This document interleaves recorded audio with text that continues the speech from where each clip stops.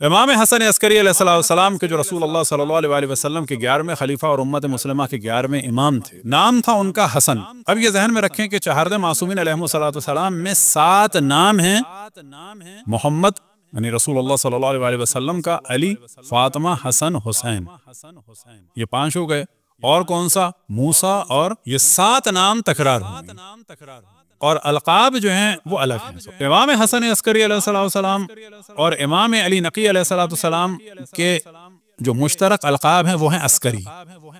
امام علی نقی بھی امام عسکری ہیں، امام حسن عسکری بھی امام حسن عسکری ہیں، لیکن ان دونوں میں سے جو زیادہ مشہور ہے وہ امام حسن عسکری علیہ السلام کے لیے ہے۔ وجہ یہ ہے کہ انہیں جلا وطن کیا گیا تھا، کہاں پر؟ سامرہ میں، جو ایک عسکری شہر تھا۔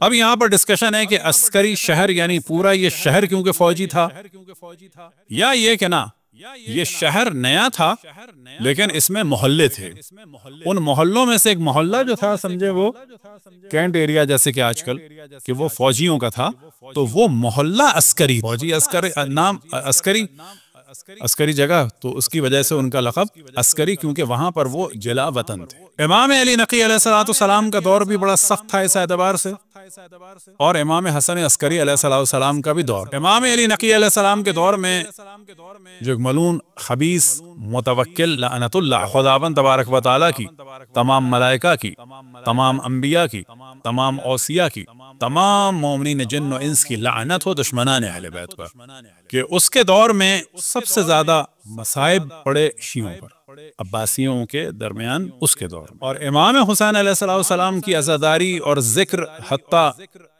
حرم مطہر امام حسین علیہ السلام کو بھی متوکل کے دور میں زیادہ نقصان، اور امام علی نقی علیہ السلام کے لیے بھی جو اکثر مسائل تھے وہ متوکل ہی کی جانب سے تھے۔ اور بعد میں امام کی شہادت کے بعد یہی مسائل امام حسن عسکری علیہ السلام کے زمانے میں رہے کہ کتنے شدید تھے کہ چند سادات اور اصحاب آتے تھے، ملتے تھے، کیونکہ بعض دفعہ امام بالکل قید میں ہوتے تھے، بعض دفعہ نظر بند ہوتے تھے، بعض دفعہ نظر بندی سخت ہوتی تھی، بعض دفعہ نظر بندی نرم ہوتی تھی۔ تو امام نے خود ارشاد فرمایا کہ جب میں باہر نکلا کروں، کیونکہ امام کو باقاعدگی سے دربار جانا پڑتا تھا صرف کس لیے کہ میں شہر میں ہوں اور امام کی ایک حیثیت کو خراب کرنے کی، تو امام فرماتے ہیں جب میں باہر نکلوں میری جانب اشارہ نہ کرو، مجھے سلام نہ کرو۔ یعنی امام شیعوں کے لیے فرماتے تھے کہ دیکھ کے ایک دم سے کوئی دیکھے اور امام کی جانب آئے یا مثلا ایسے اشارہ کرے تو نہ کوئی نہ مجھے جانب اشارہ کرو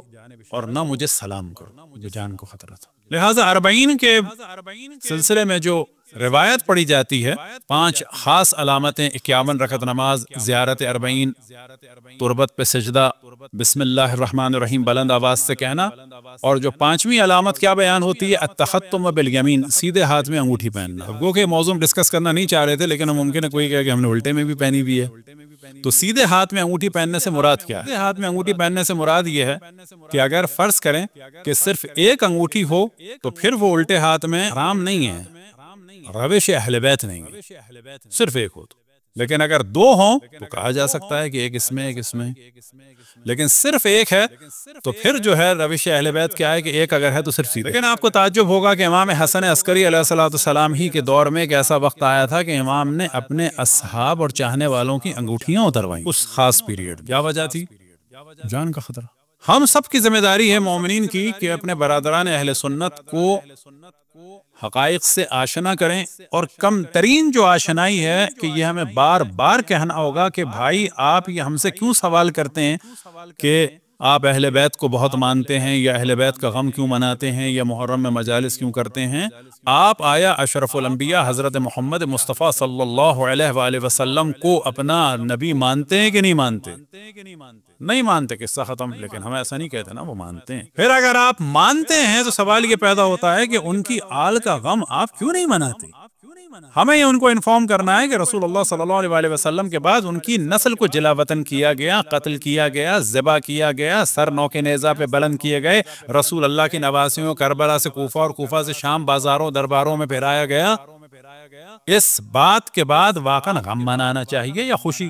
اگر غم کی بات ہے تو ہم غم منا رہے ہیں، آپ کو بھی منانا چاہیے۔ اگر خوشی کی بات ہے تو آپ ڈنکے کی چوٹ کہیں کہ ہم آل رسول پر ظلم پہ خوش ہیں۔ یہ کیا وجہ ہے کہ آپ کے ذہن میں جب آپ نام سنتے ہیں مرتضی اور مثال کے طور پر فاطمہ، عذرا، بطول، محمد حیدر، علی حیدر، حسن حیدر، حسین حیدر، علی عباس، حسن عباس، جعفر، تقی، نقی، عسکری، یہ سارے جب آپ نام سنتے ہیں تو کیوں آپ کے ذہن میں آتا ہے کہ یہ شیعہ ہوگا؟ آپ پکے مسلمان ہیں، آپ پکے عاشق رسول ہیں، تو پھر آپ رسول کی آل سے آپ کیوں نہیں کرتے محبت؟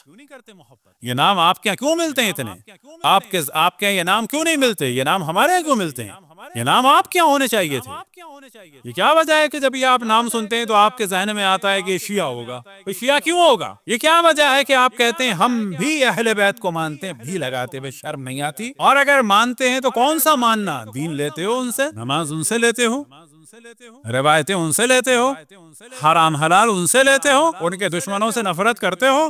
تمہارے بیٹے کا قاتل اگر ہوگا تو اس کے ساتھ وہی سلوک کرو گے جو یزید کے لیے کرنا چاہتے ہو۔ تمہاری بیٹیوں کو بازاروں درباروں میں پھرایا جائے تو پھر یہی سب کچھ کرو گے، نرم آواز کے ساتھ یزید کو کہو گے یا یہ کہو گے کہ پتہ نہیں اچھا تھا کہ برا تھا؟ مانا یہ ہوئے کہ تم نام لے رہے ہو اشرف الانبیاء کا لیکن ان سے محبت نہیں ہے، کیونکہ جس سے محبت ہوتی ہے اس کے غم میں انسان غمگین ہوتا ہے، اس کی خوشی میں خوش ہوتا ہے۔ امام حسین کی شہادت پر اشرف الانبیاء نے گریہ فرمایا، یہ تواتر کے ساتھ روایات شیعہ اور سنی میں ہیں۔